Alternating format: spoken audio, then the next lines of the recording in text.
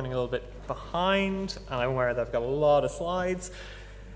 So I'm going to go really fast. I'm going to try and go really fast. I would just start by pointing out that the work I'm going to talk about is not my work. There are a huge team of people working on product development at Sage.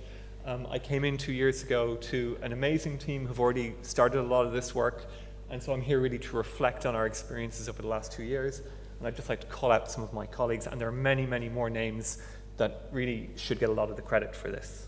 I'm going to give you some of the context behind why I'm talking about this topic today. I'm going to dig into some of the tools for lean product development that we have found useful in the last 2 years. That's not to say that that's prescriptive. There are lots of ways of doing this. I'll talk a little bit about a few case studies to highlight some of the lessons that we've learned. And then I just have a few comments right at the end talking about how we might think about the role of the product manager in this kind of changing lean-like world. So that's what I'd like to do. So what is the goal of the products and services that we're creating? We want to create value. We want the products and services we're building to create value in the world.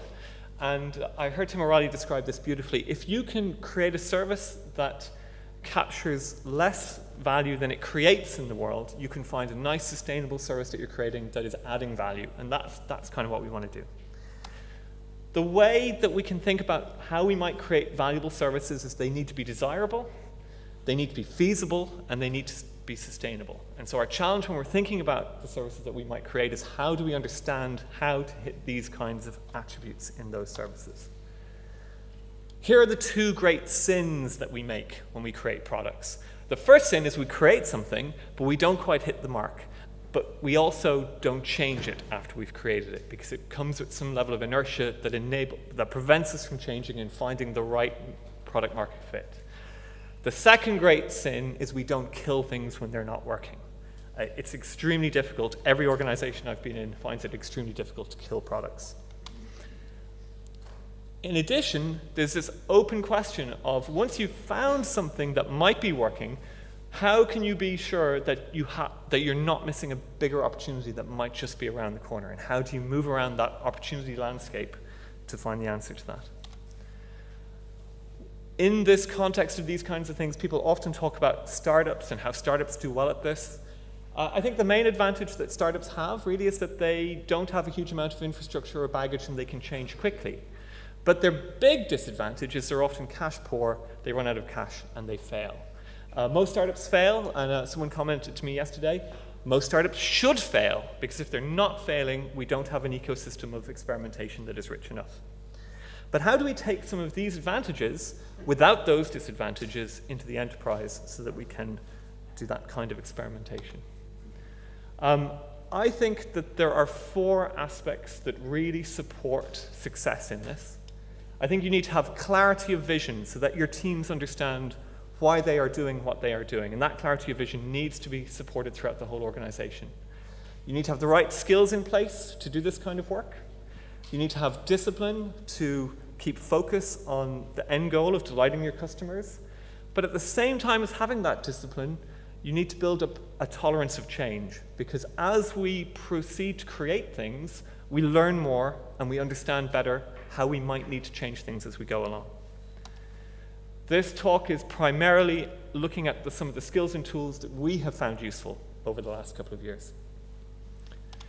All right, that's the context. Now let's get on to the tools part. So I'm going to talk about these tools. I'm just going to do it. Right. So lean. How many people here are familiar with lean product methodologies? How many people are? Everybody. Okay. So maybe I'm going to teach you all how to suck eggs, but that's all right.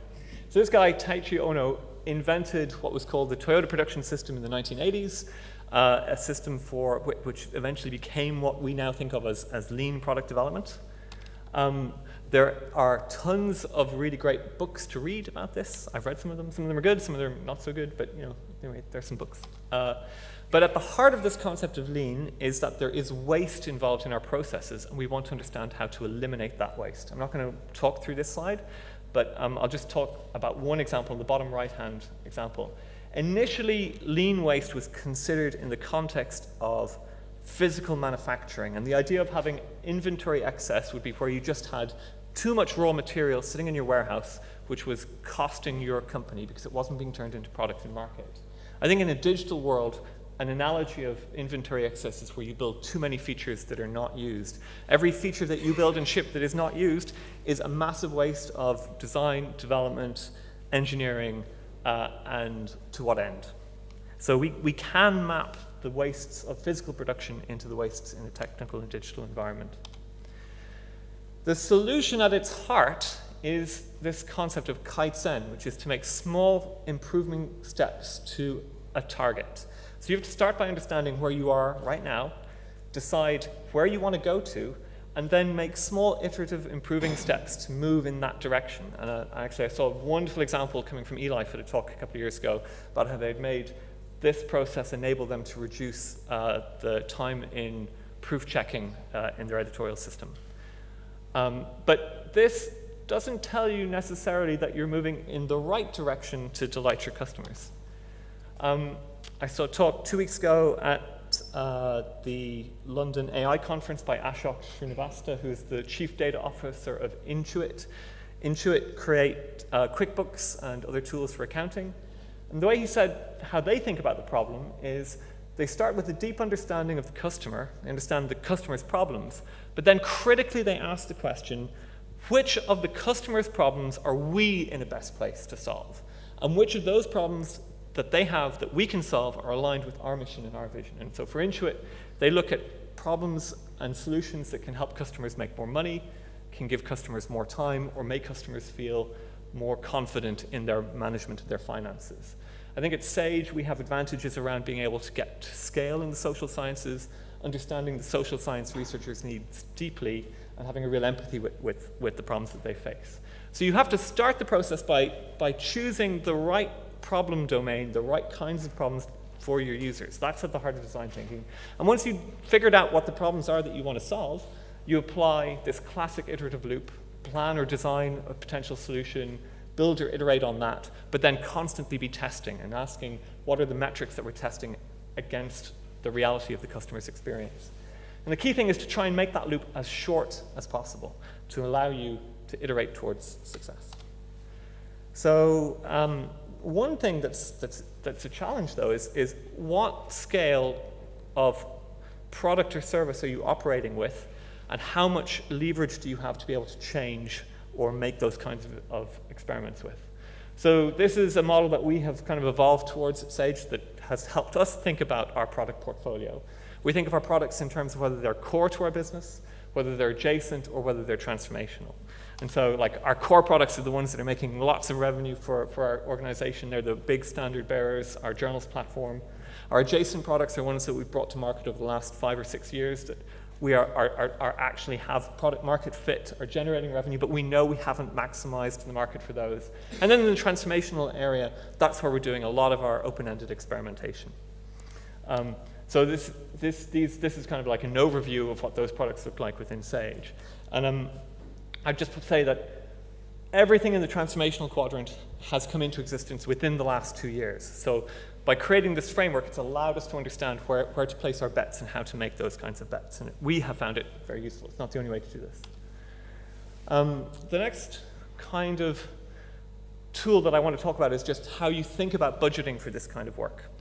So a traditional budgeting cycle in organizations typical of the ones that we work in might be a 1-year budgeting cycle where you come in towards the end of the year and everyone's looking at what the budgets might need to be for the following year, and then there's a lot of horse trading and different departments that are trying to trade off with each other and you're trying to figure out how that's going to work.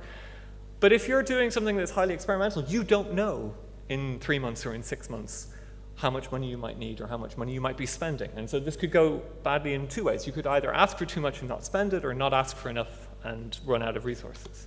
So it's much better to try and construct this kind of budgeting cycle for these kinds of experimental models, where you're setting out maybe an overarching guidance for the year, but with an understanding that you're going to be coming back to the business on a regular basis with updates on how reality is meeting your expectations. But I don't want to give the impression that experimentation only happens at the transformational end.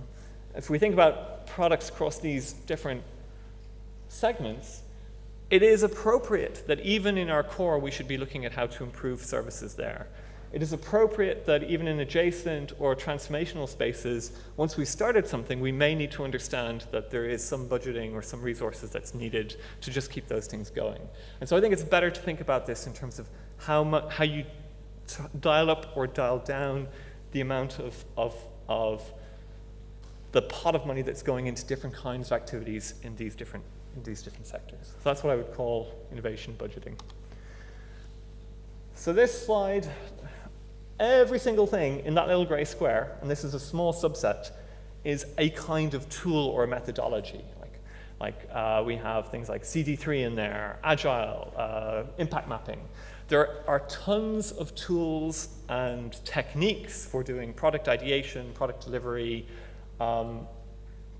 execution. But I have seen situations where tooling has become the be-all and the end-all, where people just think about the tool or the process. And it's happening extensively in Scrum now, where people are looking to get Scrum certified, and people are doing kind of like fake Scrum, but not actually getting to the heart of why we're trying to understand how we're improving our products. And so one thing I have been thinking about a lot over the last year is that as we take those tools or techniques, some of those tools and techniques give us high accuracy, high precision in terms of the data that they give us. And so if we think about a classic A/B test, if we run enough users through that A/B test, we will get unambiguously which of those two variants of the A/B test is the correct one to deploy. But it will never tell us if it's the right feature in the whole context of the product or service that we're doing. Whereas if we take something like value stream mapping, where you're mapping out all of the high-level stakeholders in an entire industry ecosystem, it can begin to tell you where some of the opportunity is for creating products and services, but will tell you no information whatsoever about the right kind of way of meeting that need. And so I think one of the most important questions you can ask is, what is your current level of uncertainty, and where in that hierarchy of accuracy are you? And then draw down the right kind of tool for the right kind of job. And I feel really passionately about this as a way of thinking about it. And I'm also interested in learning more tools and techniques, because I like that. Now, I've just told you, don't be religious about the tools that you're using, but I'm going to tell you some of the tools that we found really useful. So one tool we found really useful is a thing called Lean Value Tree, where you start with the mission of the organization, and you break that down into different strategic bets, which go all the way down to ideas for execution. And it gives you a nice way of very quickly seeing what are all the things that you think you might be doing as a group unit or an organization. And one of the most valuable things that this has is that when someone comes to you and says, I've got this great new idea, you can immediately place that in the context of all of the other activities you're doing and make a quick decision on whether you should pick that up or just put it into a backlog. It's very helpful. When you're thinking about how to execute on those individual ideas, this is a tool called the Lean Canvas, which in a nutshell, in one kind of overview, can tell you about the problem and solution space, tell you about the customer and route to market, and tell you about the business model. In a way, that's telling you about desirability, feasibility, and sustainability, but in a quick way to give you a quick overview of the whole thing. And then one other tool that we have found very useful for experimenting in the last couple of years is a thing called the Wizard of Oz prototyping. Has anyone here heard of Wizard of Oz prototyping? A few people. Has anyone seen the Wizard of Oz? Yeah, so you know the bit where they get to the Emerald City and then you've got the great Wizard of Oz, but there's a little man behind the curtain who's pulling all the levers. That's Wizard of Oz prototyping. You make something that looks like and feels like a real product, but in the back end you have your teams like running around like crazy trying to make it work, which is not a bad thing because you don't put in the engineering effort to get to scale until you've figured out whether you've got a fit in market. All right. Finally, in the last sort of 6 months, 8 months, we've been experimenting with just trying to think about what it's like to understand technology better for our product teams and building a small innovation lab unit with the purpose of enabling our product teams to think in a more grounded and more concrete way about technology. So I'll talk about some case studies of all of these things very briefly. And I have mostly been involved in the transformational end. So most of the case studies that I'm going to talk about are from that end. But I want to emphasize that at Sage, there is work going on across all areas, core and adjacent. So I'm really just now talking from my own experience. This is not completely representative of what's happening at Sage. So in core, This is not a roadmap from Sage. This is just a roadmap, a Gantt chart. We've all seen roadmaps. How many people have to do working with roadmaps?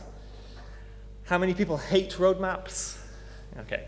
So when you have a roadmap for a product as core to the business, like, say, our Sage Journals platform, you can imagine there are a lot of stakeholders involved, and getting the right things down on that roadmap can be a real challenge. But I've been delighted to see that Helen Duce, our product manager, over the last couple of months has been working on a new way of assigning prioritization based on a framework called the top tasks. This is Jerry McGovern. Go watch this. This is like I watch this every year because it's that amazing.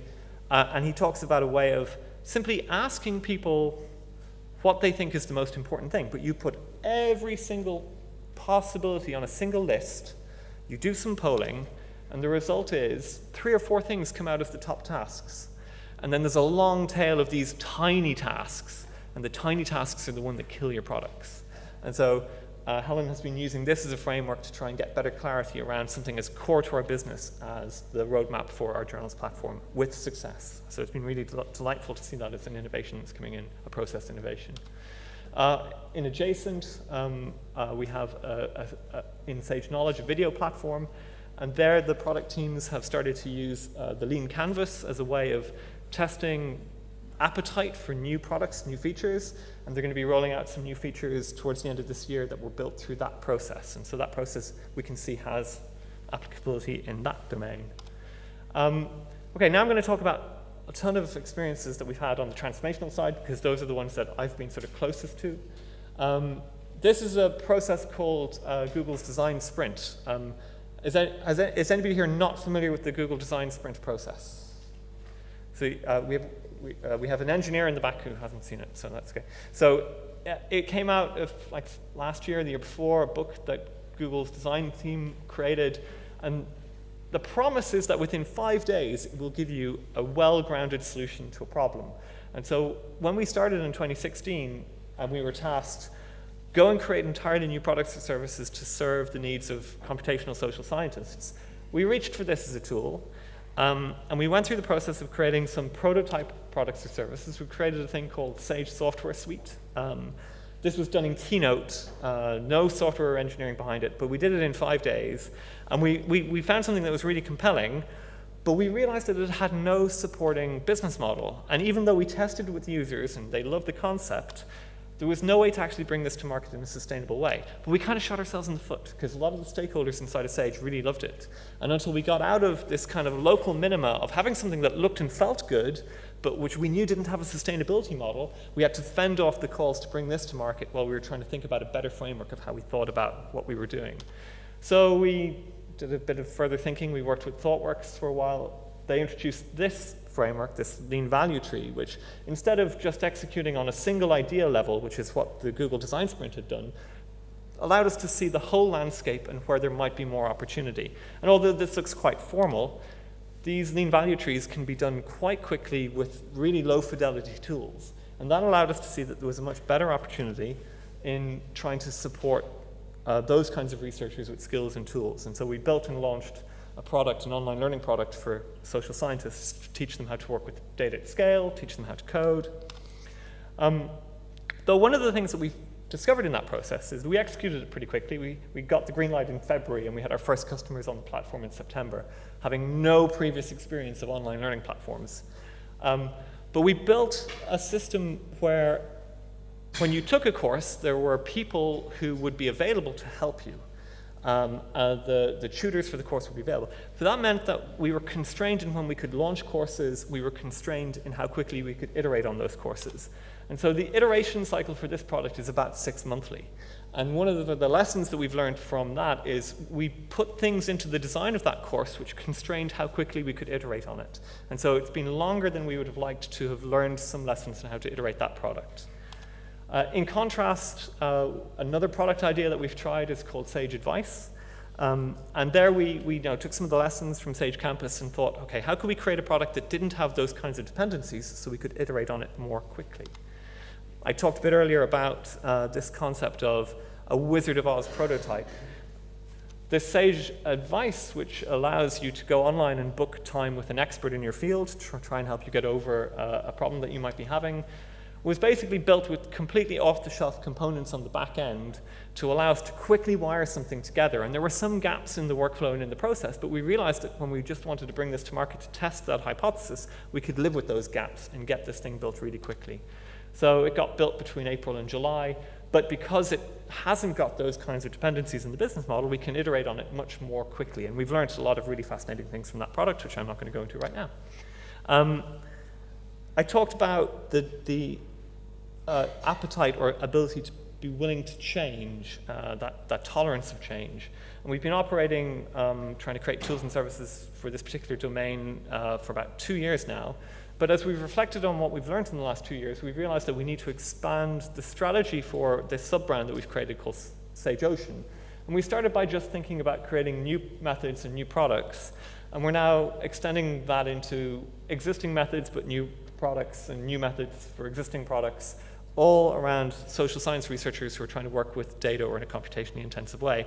And that really came out because we were trying to do entirely new things, but getting feedback from our market that there were people who just wanted better ways of working with the existing techniques they had, or wanted new methodologies for existing products.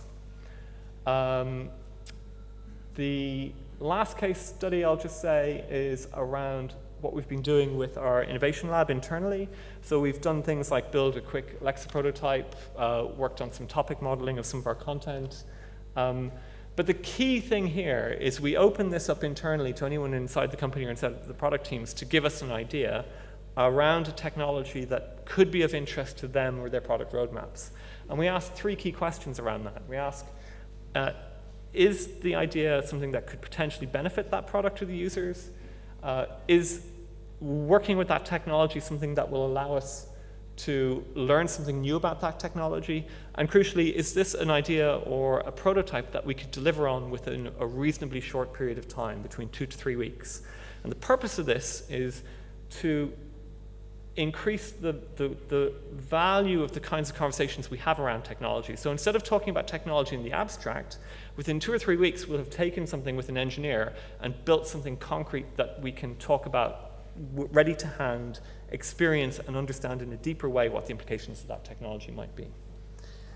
All right, I'm nearly at the end. I've got like 3 last slides. So product management and product managers. So I was reflecting on this before I finished up these slides the other day, like last night. There are lots of different names for these kinds of people in an organization. And they have lots of different kinds of competing interests or pressures that they have to operate with. And within Sage, we have people working on these really core products with many, many stakeholders, through to someone in the corner working on an entirely innovative new idea.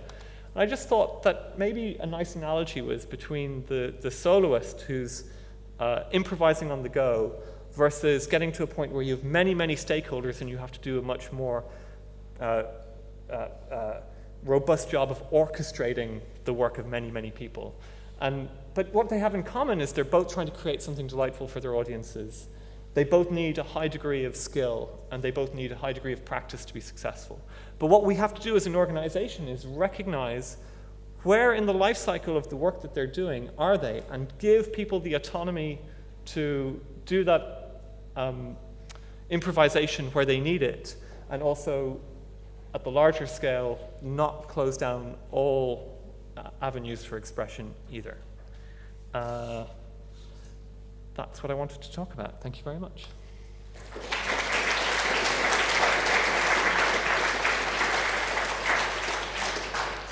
Thanks, Ian. Again, we'll open this up for questions, if anybody has questions for Ian.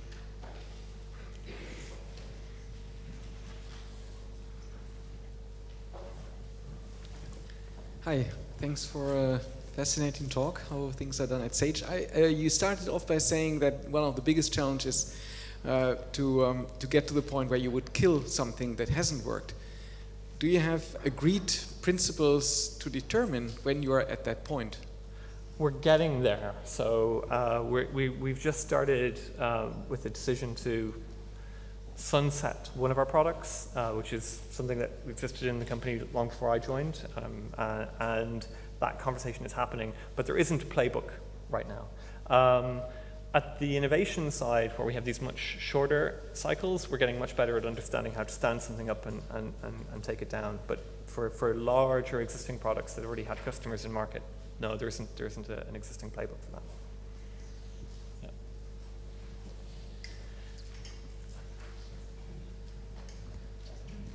Hi, we have recently set up an innovation lab, and one of the challenges we're having is how do we apply innovation accounting, taking from the lean startup, apply innovation accounting to the lab to show how we're measuring success. Have you overcome that challenge at Sage about how you demonstrate that the innovation lab is delivering that value to the business? So because the thinking behind the Innovation Lab is about improving the skills of the people who are associated with it, we try and involve people whose ideas it is in the development of those ideas.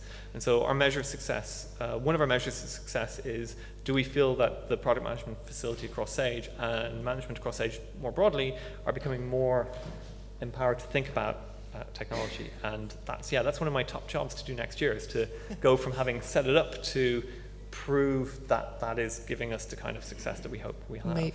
And I'm hoping that we'll get there. Yeah, maybe we can talk about that. Yeah. But I'll give you an anecdote, right? So we had the idea about the Innovation Lab over a year ago, and things get busy, and so you're like, oh yeah, I'm going to do that, but I've got all this other stuff I'm going to do because that's more important, or at least more pressing, shall we say. It's the urgent versus the critical kind of thing, right?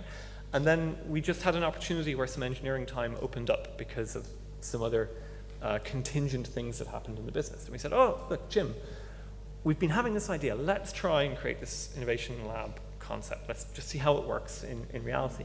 And the very first idea around the Alexa prototype, one of our product managers, who she was not in any way technical, was interested in getting involved. And she sort of in the morning said, I'm not going to do that because I don't know anything about the technology. But we knew that these were built on Amazon Web Service APIs, and we knew there was lots of documentation there, and we knew that it was sort of platform as a service. So we encouraged her to stay in with that team for that morning, and she contributed enormously to the development of that initial prototype and learned a lot in the process. And so I think one of the key lessons I have from that is don't shut off participation just because people are not necessarily totally technical. Ian.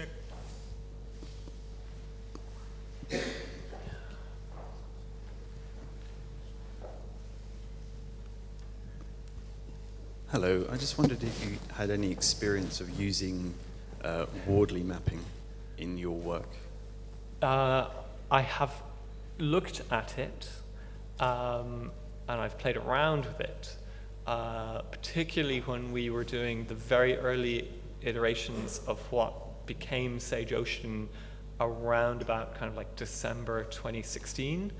And then we found that lean value tree was a bit easier for us to work with. I really like Wardley mapping, but I haven't used it in anger.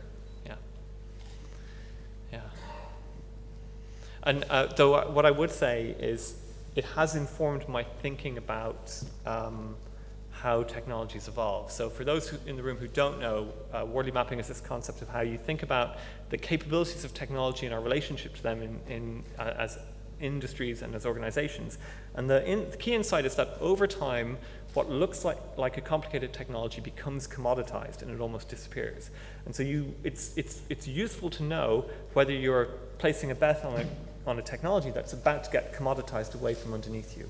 And the classic example of technologies that become commoditized, electricity is a great example, right? We're not going to innovate around electricity because it's just a commodity, it's hidden, it's invisible. AI is heading in that direction, and all of the points that you were talking about earlier, Dave, are exactly around that, right? Will we end up in a situation where the things that we think are really critical now just get commoditized away from us? And in that scenario, how do we create value and how do we think about value? So I think it's a really critical framework for thinking about the future of our industry, but I haven't used it in anger. Yeah. A couple of questions here. product and engineering team, are they ring fenced? Are they your own team, or do you have to borrow those resources? Second question is, at what stage do you hand over product to a product team? So I think the first question was, how do we do the budgeting in terms of like No, the engineering and product resources that you have, are they ring fenced, or do you have to borrow them from other parts of the company? Sorry, I didn't get the question, sorry. Oh yeah, okay. We do have ring-fenced resource for some of the work on the transformational side, and that budget comes from the R&D budget, so it doesn't get reflected in the total final P&L for the company. But the processes that I've been talking about have started to permeate through the rest of the organization. So that's the first question. The second thing is, what we are learning is, particularly with our online learning platform, we're learning, it's a really key question is, at what point does that product become ready to get to scale? And at that point, should we try and sell that product back into the business to get the resources it needs to get to scale? And so that's something that we didn't think about when we started this process, but it's becoming a really key focus of how we're thinking about doing this innovation at the moment.